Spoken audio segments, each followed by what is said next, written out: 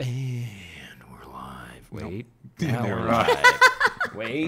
There it is. Wait, there we go. Wait for it. We're actually ahead of schedule a little bit. I know, we're doing great. We're chugging along. We're chugging doing it. We're gosh darn professionals over Thank here. Yep. Okay? you. Mhm. Thank you. Yeah, thank you. Thank you. Thank you. We have a new professional set. Yes. It's, it's a lot of things. All right, are we ready for the audio? We installed bread. 3, 2, 1. Are you ready for the audio? Yes. 3, 2, 1. Hello. Hello. Welcome to Hard to Say Goodbye, the only show you're going to need when you're rewatching Game of Thrones, because we're going to help you through the end, my dudes. Your old pals here, DJ Wooldridge. That's me. Trisha Hershberger. Hello. And Sam Bashor. That's him. We're going to help you. We're making our way through Season 2 as we speak. If you missed Season 1, don't worry. Check out patreon.com/Hard to Say Goodbye. All the info and bonus episodes and everything you'd ever need is right there. But here's your quickie synopsis, copy-pasted from IMDb for episode 202, The Nightlands. Let us begin. Tyrion takes steps to Damn it, I can never start out. Great. It's always the third word. Tyrion takes steps to reinforce his position at King's Landing despite Cersei's objections. Arya reveals her true identity to Gendry after 2 of the Kingsguards arrive looking for him. Theon Greyjoy returns home to the Iron Islands to enlist his father Balon's fleet for Robb's war against the Lannisters. Mm-hmm. The old man doesn't trust him and has no intention of letting him command the fleet or of allying himself with old enemies. North of the Wall, the men of the Night's Watch have encamped with Craster, but have been forbidden to talk to any of his many wives. Gross. Jon Snow sees something he shouldn't have, however. That's really vague. Jon Snow sees something... Oh, I said that already. Stannis Baratheon, meanwhile, enlists the help of pirates for the sea power he needs to do battle. Daenerys receives bad news, yes, when one of her riders' horses returns to their camp. Nice and vague. Let us begin this episode. Theon's gross. If you were wondering, Theon's pretty gross overall. Dude. Yeah, the whole sequence is because it starts with it starts with a woman on the ship who he's very mean to. He's very not nice. The salt wife. Yeah, and I don't even think she gets that on her. She even wants to be his salt she wife. wants to be a salt wife. The show did such an amazing job casting that actress, in my opinion. The way that she is described in the books is so descriptive and unflattering. Aww. Yeah. And I'm a horrible person for saying this, but the showrunners did an amazing job. I think she's probably a little too cute in the face, but like everything about the way she acted it and carried herself, and I thought it was very, very well done. I hope they were very nice to that actress because she's treated very mean in this. She's treated very mean in the series, and she's introduced very mean in the like Yeah. George R.R. Martin. You like read that and you're like, why do you hate this girl so much? Like he's talking about her droopy tits and like just her description in the book is so mean. And I think I take this as a little bit of Theon has always had a chip on his shoulder because he's being raised by people that are not his people, and I think this is him trying to reclaim being a part of the Greyjoy nation. I don't know, whatever, Greyjoy family. And he's been out of touch with their traditions since he was a child. So he is going about it clearly in all the incorrect ways. He's You mean been the way- raised to value different things. Yeah. But do you mean by the way he's treating this woman specifically? No, I mean, or just the whole deal? Yeah, going in with the armor on, expected to be treated like royalty. He just clearly just doesn't, he's completely clueless to the way the Iron Islands handle themselves. Well, I would say think about it too, kind of from how I imagine it would be if like you were, let's say you're adopted and your adoptive family is wonderful, but you still always in your mind have this vision of, yeah, but what about my real mom and dad? You know what I like, kind of an Orphan Annie complex where no matter how well the Starks treated him, he's like, yes, but this is my rightful place. Yeah. I'm going to come back home and I'm the Rob. Yeah. You know? And so I feel like he's really Somewhere out hoping there. for that, and that's just not what he gets. Yeah, and he's really hoping, he has this vision of, like, I think a vision of really coming to his own, helping Rob, and all of that facade, it melts instantaneously from the second he meets his dad. Like, immediately his dad is, like, ripping off stuff, and you just see the whole... He just becomes a little boy, like... Well, and he is a little boy. Yeah, but you know what I mean? Like, the Even more bravado so, just gone. And same thing with his sister, with Yara. I mean, that whole setup, and we'll talk about very much how it's different in the books versus show comparison, but that whole setup is just meant to make an idiot out of him. Yeah, and it works. Fun fact: they talked to his sister, Alfie Allen's sister's Lily Allen, who's a famous pop artist in the UK. Oh, no, yeah. And she actually has a song called Alfie or My Alfie or something. It's about him. And they talked to her briefly about playing the role, and then she read that scene. She's like, no, that's okay. Yeah. Their introduction. She's like, no, that's all right. I don't need to do that. Yeah. You know, ballsy of them to ask because that's super gross. Yeah, that's my understanding of the story of Lily Allen's brief participation with the. Keep your hands to yourself, Theon, you gross little Yeah, he was a little presumptuous. I don't know why she didn't stop him sooner, but we'll talk about that. We'll talk about that. But yeah. Made me uncomfortable. Rolling the clock back to the beginning of the episode, we're back at Arya, which we were left with kind of at the end of last episode, and we're introduced to a man in a cart, and he's never going to be important ever again. So that's it. Yeah. This is one of my favorite characters in season 2, who I'm not as big a fan of when he shows up again later, or if it even is him. But I'm a huge Jack and Hagar fan. Dope to see him in this episode. Yeah, the intro of Jack and Hagar is really cool, and I agree. This season's storyline for him is very strong. Also, they make a big emphasis that this is the third time watching this season that I finally caught of one of the guys in there that's always like with his teeth. And then between watching the show repeatedly and understanding who this person is from people talking about the book, I'm like, oh, this biter motherfucker. Okay, yep. All right. Yep. If you want to find out more, check out the bonus episode. But there you go, little plug. Patreon.com/hardtoSayGoodbye. There you go. But yeah, Arya's heading to the wall with Gendry, and they have a rapport, which is really cool. I actually really like them together. Yeah, but they have a really great scene. Yeah. And later in the episode, actually, we can talk about with Hot Pie and another kid. Yeah. Who I don't know if he's important. If you're wondering why we're so confused, it's probably because he doesn't matter much after later in the show. But I love Hot. They do. It was so well written when Hot Pie is like talking about this. It's like he's like a know-it-all, and as soon as Gendry just like shows up, he acts exactly like. I feel like everyone's been caught in this like web when they were a kid, where they try to talk about the thing like you're like, I know about this. Yeah, my uncle works at Facebook. I know about this. Like as soon as someone asks something, you crumble. Yeah. But I like it also because he's still talking with like the proper English or like the King's English or whatever, and it's I just like the scene so much. And Gendry is just like, I worked at armor. Anyone can buy this. Anyone can buy also, armor. How do we you know? know Because I sold armor. And Ren Fair, you can buy it for $2,000. Oh my God. That. Yeah. It's really expensive. Who carries that? But when they go there? come on though. But it's cool. When you're at Ren Fair, you're not like, $2,000. Maybe it's I worth try it it on, especially the stuff that's made out of old couches. But you're like, but it's beautiful now. Kind of want it. Yeah, but I do it's like when you're at Disneyland, you're like $30 for Mickey ears. Yeah, I mean, I need these, and then you get home and you're like, why did I buy this? Yeah. That is the wand from Harry Potter when you go to the non-store Universal.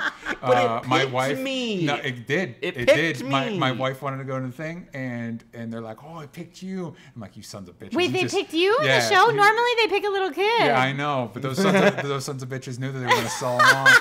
And Monica, she was talking before. She's like, I kind of want one. I'm like, we're not going to get one. And they picked me. I was like, okay, fine. If you want one, this is the one we're getting. Because it picked me. Because it has a story behind it now. That's funny. Those sons of bitches. Because the universe picked me to get this wand, so that's why we're going to get it. But I like it. I like that exchange. $60 frickin' dollars. But I also really like Gendry's exchange with Arya when he realizes she's a lady. Because it starts off sincere, and then you realize he's just pulling her leg of like, I should have talked about I peed in front of you, and then I should be bowing to you. And she starts like ragging on him, and it's a really great rapport, and it's a great reminder of how really great whoever the casting director is for the show at getting young actors, because they look the fuck out with all their young actors, but very especially with Maisie Williams as Arya. Very especially because she grew into like her role in Doctor Who was amazing. But even Gendry, even though he's older, he's still a young actor. Like he delivers a really good performance in this episode. Did you read that scene as flirtatious? I did, but now,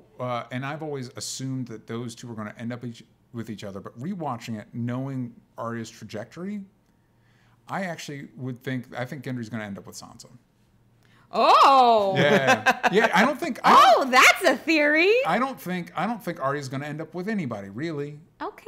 You know what I mean? I think I have. Wow. All right. Gendry's going to end up inheriting the Baratheon, whatever is left, right? Scraps. Yeah, and then think about less than that with the Starks. There's literally nobody to take the Stark name. Wait. Okay, you know what? I'm not even going to ask this question because we'll have plenty of time to discuss this in later seasons. Yeah. So just because of Arya's trajectory, but I always assumed until this rewatch that Arya and Gendry were supposed to get together because they do have a really good I think rapport. the show makes it seem like that. Yeah, There's but a really also good dynamic there. they did establish earlier that Arya's like, no, I don't want that. Yeah, exactly. I don't know Mm-hmm. Exactly. And But I think also- I'm picking up more on that this time that like And it's cool. I like this area that she's hanging out with. Also, I'm gonna throw it to you. His name is Yoren, correct? Thank you. No. You remembered from earlier. No, Yes. I like his entire exchange with the Kingsguard. Like too. It's Ooh, so it's a good. It makes my legs quiver. Like it makes. I'm like, stop it. Don't put the knife there. That's That's funny. I didn't dangerous." get that. I get. Don't do that. That's sensitive. Don't put it there. Come on, man. Don't be cool. I also loved that in that scene how he announces it to everyone, and these are all men going to the wall or boys going to the wall, and no one's like, he's right there. Yeah. I'll take the Lannister money. No one does that, and whether it's because they're scared of Yoren, which I would be. or who knows? Who knows what the reasoning is? But I thought that was a cool moment that no one turns him in.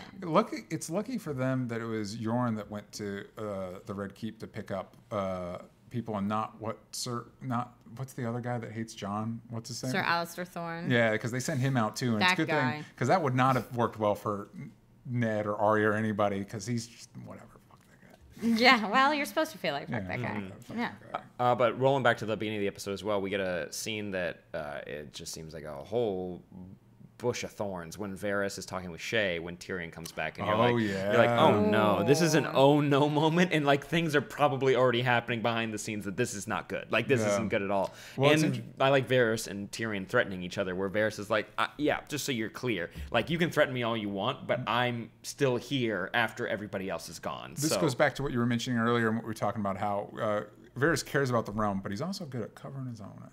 Well, and I important. love that Varys's threats are like, I'm just a really nice person. How could you accuse? I was just paying a visit to your mistress. Like he's so I'm free of all fault, and Tyrion's like, I smell your poop. Yeah. Okay. Very specifically, I'm not Ned Stark. Yeah. I'm not Yeah. Ned Stark. I know how the game is played, and it's interesting because that gives you hope for Tyrion. But this scene is also like maybe even Tyrion's out of his depth a little bit because these guys, him, Varys and Littlefinger don't fuck with Varys don't- and Littlefinger. Yeah, they don't mess around. Don't do it. Yeah, you I won't. mean, Cersei did, and we'll see. Well, and then we get a great scene between Tyrion and Cersei where they kind of like hash out their stuff. I love that yeah. scene. It's so gratifying as an audience member to be like, you tell her, yeah, put her in her place. Like, Yeah. it's so good. It's so good. And they talk a little bit about because there was some question about who sent it, and my understanding of who sent the knights to kill the babies, and Tyrion immediately assumes it's her, and then in talking to her, he's like, "You didn't even give the order, did you?"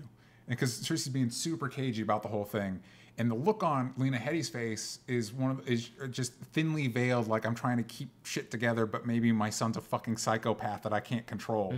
And the implication to me being when Interesting. Tyrion's like when he realizes like he didn't send the order, it's like no, Joffrey's wilding out and just murdering people. oh, he's finding himself, you know? It's tough being king. yeah, and I took that conversation when he's like, it was totally your orders. I feel like Tyrion knows her better than anyone. So, like, if he could smell something going on behind the scene, like, if anyone could, it would be him. Yeah. So I just kind of took that as, oh, yeah, it was totally Cersei's orders. Because Joffrey, at least, the way that we say the Joffrey slap scene, to me, I don't think he believes the incest.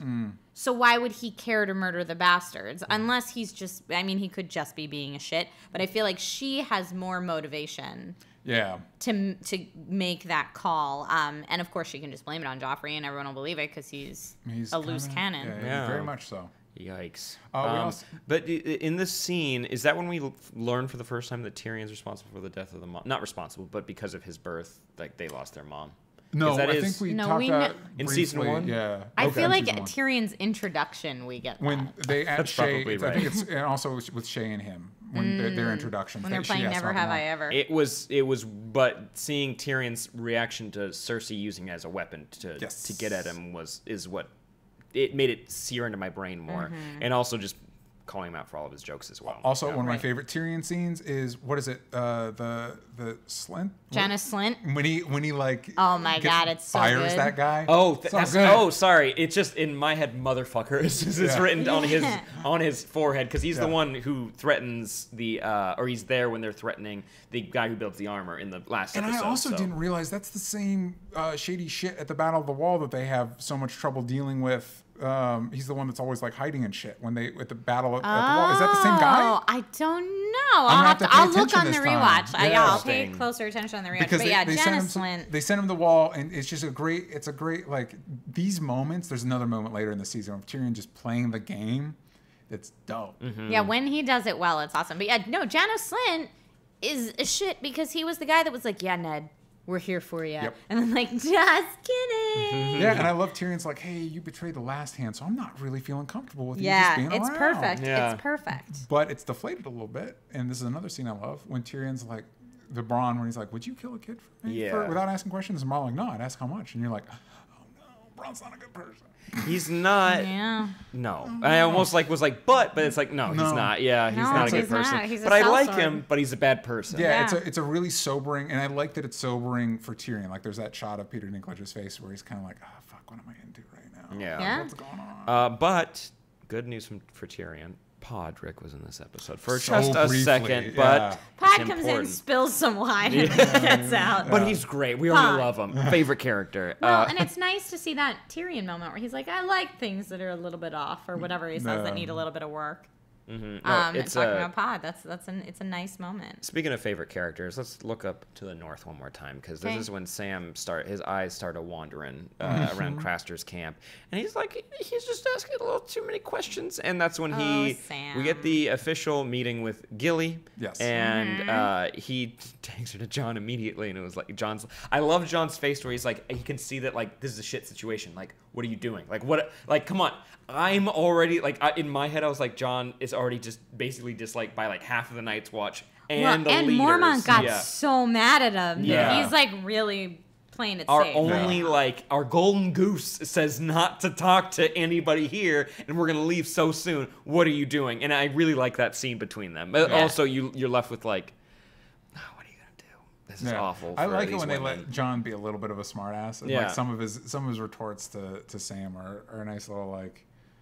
I don't know. It's a good scene for John and Sam. It is And really it's- good. And it's complex for John because people give John a lot of crap for being too much like Ned, too honorable, too by the books. And here he's presented with, hey, I need you to save a baby's life. Yeah. And he's like, nope. Mm-hmm. It's a very interesting moment for John. Yeah. But he also figured it out pretty quick. Like even like not trying to save it, but it's just like, okay, let's think. Okay, so we're going more north, and you want to bring a newborn baby It's with not us. practical. No, not at all. And it's like, what? Are you going to turn around? You're going to abandon? We know what happens to those people. Even though there's not really anyone leading in charge of Winterfell right now besides Bran-ish. Yeah.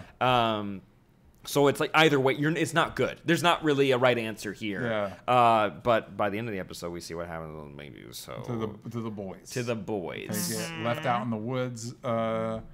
For a kindly old man to come pick them up, take them away to a farm. They're gonna live happily ever after. Yeah, and so it's the first I think visual we have of the White Walker since the season 1 premiere. Yeah. No, Yeah. No. Yeah. Besides the one that came to life in. but it's a white. That's a Yeah. white. Oh, excuse. White versus White excuse me. Walker. Excuse me. There's a difference. I'm sorry.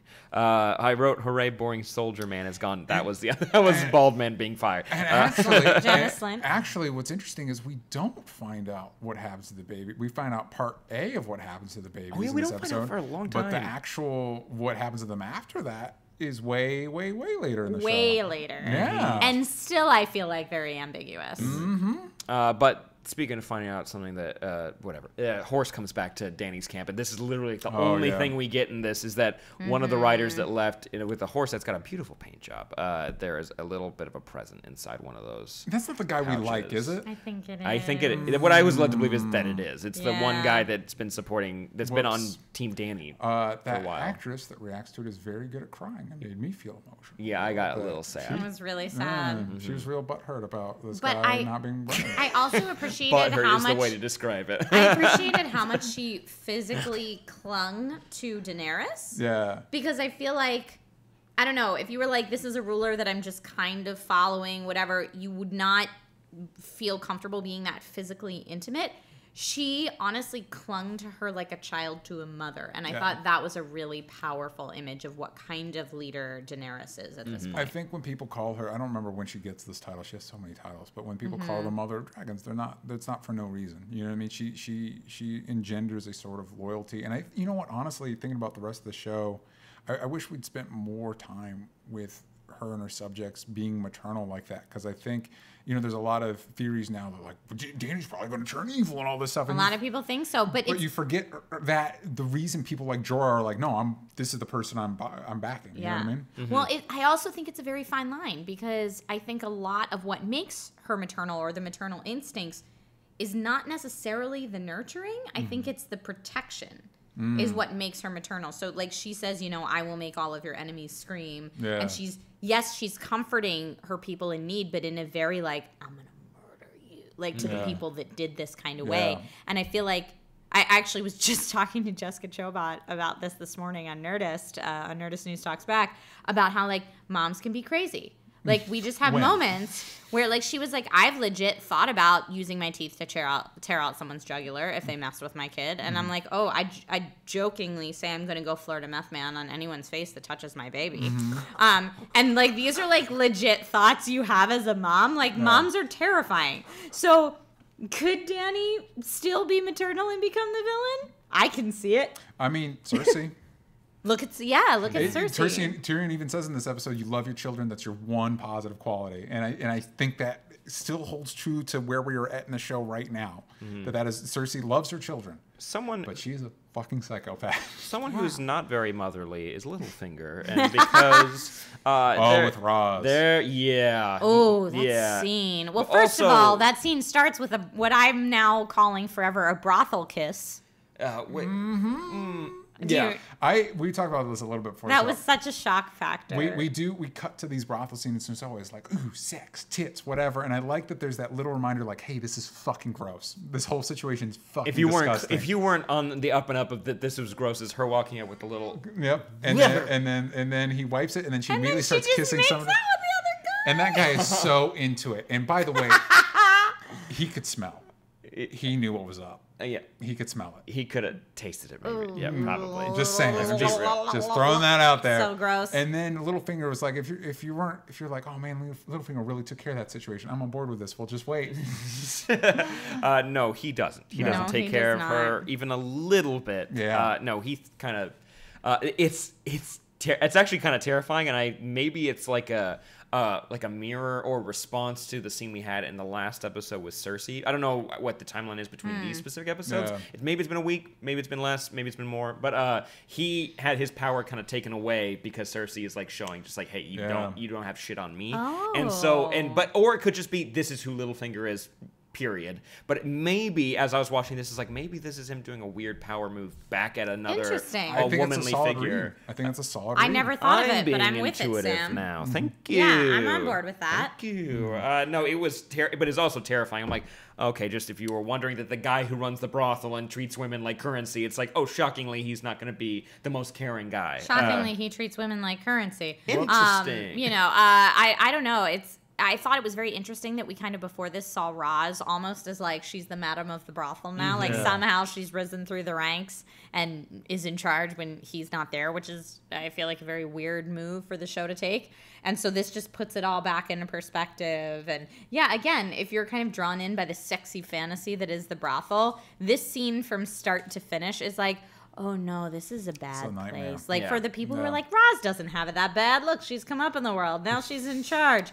She could also be sold to be tortured and malformed, and God only knows what else. And it does get worse for her. But we are introduced to a character. We are running a little long, but we were introduced to a character with Davos, and we get to meet his son, but also Salador Sand. Let's get piratey, guys. I love his, like, he doesn't understand Westeros and Westeros' people, and he's just like, yeah, you guys, everybody's got the God, and it's the one true God, and it's like, yep, you guys just do your thing. I'm gonna keep doing my thing. I love that interaction, because also Davos' son's totally drunk the Kool-Aid. Like he's Yeah, like Lord of the he's Light. into it. That's what it is. Like if you don't believe that, you're wrong. And it's like, yeah. And he's like not even gonna negotiate. He's like not even gonna try to engage with what he's saying. It's just like, just so you know, everybody's saying the same thing.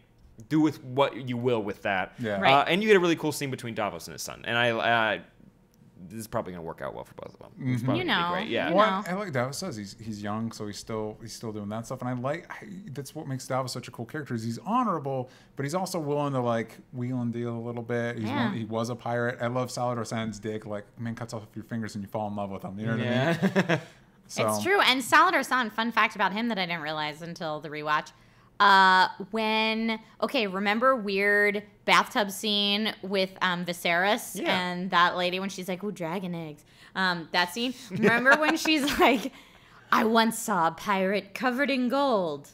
Salvador San, ladies and gentlemen. Nice. That's our Love it. introduction. Little So nice little- Easter egg. Yeah. I dig it. Very cool. But yes, that kind of rounds out the episode with Stannis and Melisandre.